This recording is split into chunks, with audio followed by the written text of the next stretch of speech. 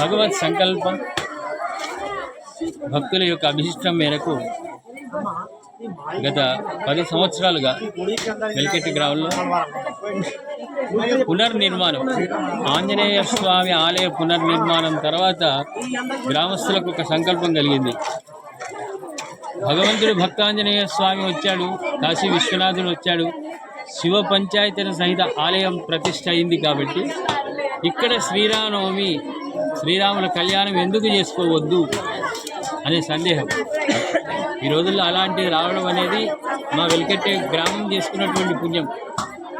దాని ఫలితంగానే ఇక్కడ రామ పట్టాభిషేకం, శ్రీరామచంద్రుడు, సీత లక్ష్మణ సహిత ఆంజనేయ స్వామి విగ్రహాలు అనతి కాలంలో సంకల్ప బలము వెంటనే తెచ్చుకోవడం, తదనంతరం శ్రీరామ కళ్యాణం గత 10 సంవత్సరాల క్రితం ఆరంభించాం. ఇది కంటిన్యూగా పరంపరగా స్వామివారి అనుగ్రహంతో అందరూ బాగుంటున్నారు.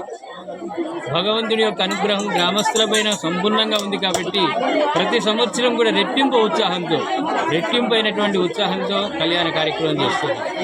అదేవిధంగా శివరాత్రి రోజు శివ కళ్యాణం కూడా చేసుకోవడం, శివరాత్రి రోజు శివ కళ్యాణం చేసుకోవడం కూడా మా వెల్కెట్టే గ్రామవాసులకు ఆ పుణ్యఫలం దక్కింది. చేసే యోగ్యం భాగ్యం నాకు కూడా కలిగింది. కాబట్టి ఇదంతా కూడా ఏదైనా ఈరోజు సనాతన ధర్మం అభివృద్ధి చెందాలి అంటే మన పిల్లలకు మనం ఇచ్చే గిఫ్ట్ ఒకటే.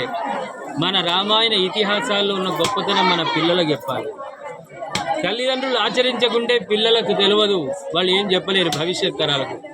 ఇటువంటి కార్యక్రమానికి పిల్లలు పెద్దలు అందరూ వస్తే ఇంటికి వెళ్ళాక అడుగుతారు, సీతమ్మ రాముడికి ఏమవుతుంది, పక్కన ఉన్నాడు లక్ష్మణుడు, ఆయన ఏమవుతాడు, మరి ఆంజనేయ స్వామి ఈ పక్కన ఉన్నాడు, లగ్నం చూస్తున్నాడు, ఆయన ఎవరు అంటే తల్లిదండ్రులు చెప్తారు.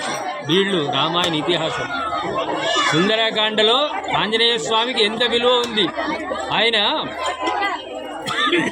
చిన్నగా భక్తకోటి ప్రేక్షకులకు చెప్తున్నారు. సుందరకాండ ఒక అద్భుతమైనటువంటి కథ. అది రామాయణంలో ఆంజనేయ స్వామి తన బలం తనకు తెలియదు. మిగతా వాళ్ళు ఆయనను ప్రోత్సహిస్తే లంకకు వెళ్ళిండు. మధ్యలో ఎన్నో అవరోధాలు వచ్చినా కూడా ఎక్కడ ఆగకుండా లంకకు వెళ్ళిండు. లంకకు వెళ్ళి సీతమ్మని జాడలు తెలుసుకున్నాక సీతమ్మ దగ్గర కూర్చున్నాడు ఈయన.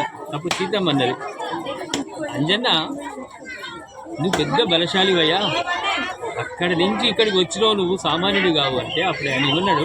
పక్కన రాక్షసులు ఉన్నారు, వింటున్నారు ఒక చెవు వేసి. జనరల్గా మనకు కూడా ఇద్దరు ముచ్చట పెడుతుంటే మూడోసారి చెవు వేస్తాం మనం ఏందో అని. రాక్షసులు అక్కడ వింటున్నారు. ఈయన ఏం చెప్పిండు, అమ్మా వచ్చి మా దగ్గర ఉన్న వాళ్ళలో అతి చిన్నవాడిని నేను, అతి బలహీనుండి నేను. అక్కడున్నారు నాకంటే లక్ష కంటే కోట్ల బలశాలులు అక్కడ ఉన్నారు అని చెప్పి. అక్కడ 2 విధాలు. ఒకటి, తాను గొప్పవాడిని చెప్పుకోలే ఆంజనేయ స్వామి. రెండవది, రాక్షసులకు భయపెట్టాలి, రాక్షసులను భయపెట్టాలంటే ఈ మాట మాట్లాడారు. 2 విధాలుగా ఉన్నాయి. తాను ఇంత గొప్పవాడిని అనే అహంకారానికి పోలే అంజన్న. ఎంత ఎదిగినా కూడా ఒదిగి ఉండేటువంటి లక్షణం ఆంజనేయ స్వామి. అదేవిధంగా అక్కడ వింటున్నారు రాక్షసులు.